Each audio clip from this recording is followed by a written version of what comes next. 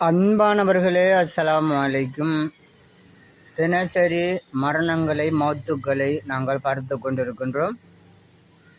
ஒரு உடலிலிருந்து உயிர் பிரிந்து விடுகின்ற பொழுது அது ஜனாசாவாக ஆக்கப்படுகின்றது. அந்த ஜனாசாவை தினசரி நாங்கள் கபூரிலே நல்லடக்கம் செய்கின்றோம். நல்லடக்கம் செய்துவிட்டு வெளியேறுகின்றோம்.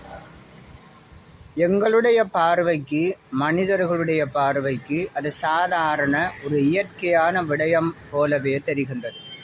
உண்மையிலே இந்த கபூரிலே என்ன நடைபெறுகின்றது என்பது பற்றி ஈமானுடையவர்கள் சிந்திக்க வேண்டி இருக்கின்றது. அதாவது நாங்கள் சிந்திக்க வேண்டி இருக்கின்றது. உமர் ரலியல்லாஹு தஆலா அன்ஹு அவர்களை ஒரு முறை ஸல்லல்லாஹு அலைஹி வஸல்லம் அவர்கள் அழைத்தார்கள். அழைத்து கூறுகின்றார்கள், உமர் ரலியல்லாஹு தஆலா அன்ஹு, நீங்கள் ஒரு நாள் மரணிப்பீர்கள். உங்களை கபூரிலே கொண்டு அடக்கம் செய்வார்கள். அதன் பிறகு அந்த கபூரிலே 2 நபர்கள் வருவார்கள், 2 வானவர்கள் வருவார்கள். அவர்களுடைய கண்கள் மின்னலை போன்று இருக்கும். அவர்களுடைய குரல் இடி முழக்கத்தை போன்று இருக்கும். அவர்களுடைய முடி அவர்கள் பின்புறமாக நீண்டு வழி நெடுகிலும் காணப்படும். அவ்வளவு பயங்கரமான உருவத்தை உடையவர்களாக அவர்கள் உங்களை சந்திப்பார்கள். உங்களிடத்திலே வந்து சில கேள்விகள் கேட்பார்கள் என்று கூறுகின்றார்கள் ஸல்லல்லாஹு அலைஹி வஸல்லம் அவர்கள். யாருக்கு கூறுகின்றார்கள்? உமர் ரலியல்லாஹு தஆலா அன்ஹு அவர்களுக்கு கூறுகின்றார்கள். சுபனத்துக்கு நன்மாராயம் கூறப்பட்ட ஒரு சஹாபிதான் கண்ணியத்துக்குரிய உமர் ரலியல்லாஹு தஆலா அன்ஹு அவர்கள். 2வது ஹலீஃபாவாக இருந்தவர்கள். எனக்கு பின்னால் ஒரு நபி வருவதாக இருந்தால் இந்த உமர் ரலியல்லாஹு தஆலா அன்ஹு அவர்கள்தான் வருவார்கள். ஆனால் என்னுடைய வருகையுடன் நபித்துவம், ரிசாலத் முத்திரையிடப்பட்டு விட்டது என்பதன் காரணமாக அது நடக்காது என்ற கருத்தினை கூறுகின்றார்கள். உமர் ரலியல்லாஹு தஆலா அன்ஹு அவர்களுடைய சிந்தனையிலே, உள்ளத்திலே உண்டான பல விடயங்கள், கவலைகள் சட்டங்களாக, ஹுக்கும்களாக அல்லாஹுவால் குர்ஆனிலே இறக்கப்பட்டு இருக்கின்றன. உதாரணமாக உலமாக்களுடைய விரிவுரைகளை பார்க்கின்றோம்.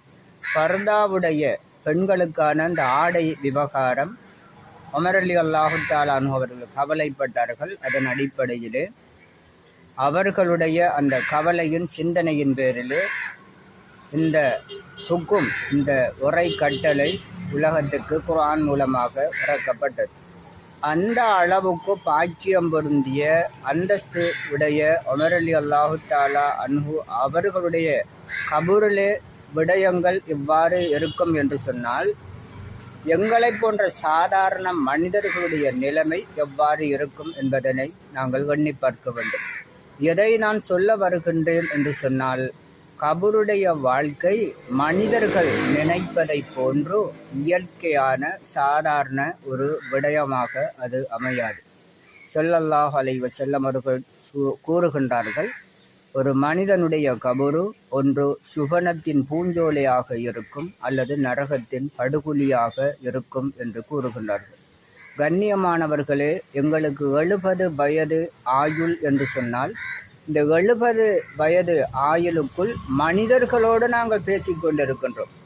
எங்களுடைய உறவுகள், எங்களுடைய கதை பேச்சுக்கள் யாருடன் இருக்கின்றன என்று சொன்னால், குடும்பம் என்று சொன்னால் மனைவியுடன், குழந்தைகளுடன், நட்புகளுடன், தொழில் ரீதியான உறவுகளுடன் இருக்கும். எவ்வளவு காலம்?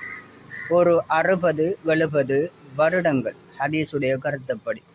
அதன் பின்னால் நாங்கள் யாருடன் பேசுகின்றோம், யாருடைய உறவு எங்களுக்கு வர இருக்கின்றது என்பதனை சிந்தித்து பார்க்க வேண்டும்.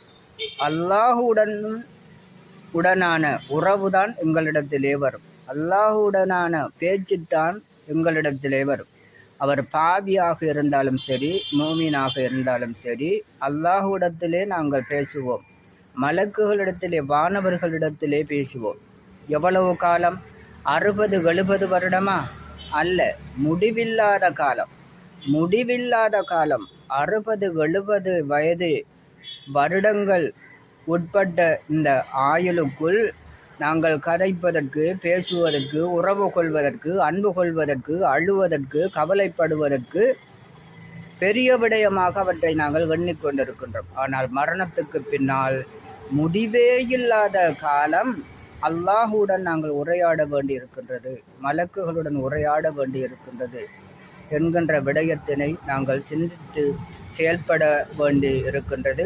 ஆகவே ஜனாசா ஒன்று புதைகுழியிலே, கபரிலே வைக்கப்படுகின்றது என்று சொன்னால் அது இன்னும் ஒரு வாழ்க்கைக்கு தயாராகி கொண்டிருக்கிறது என்பதுதான் ஹக்கு, என்பதுதான் உண்மை. இது ஈமானுடைய வெளிச்சத்திலே, பிரகாசத்திலே விளங்கக்கூடிய ஒரு விடயம். இவற்றை உணர்ந்து நாங்கள் செயல்படுவதற்கு முற்படுவோமாக. அல்லாஹு தஆலா எல்லோருக்கும் தௌஃபீக் செய்வானாக. அஸ்ஸலாமு அலைக்கும் வரஹ்மத்துல்லாஹி வபரகாத்துஹு.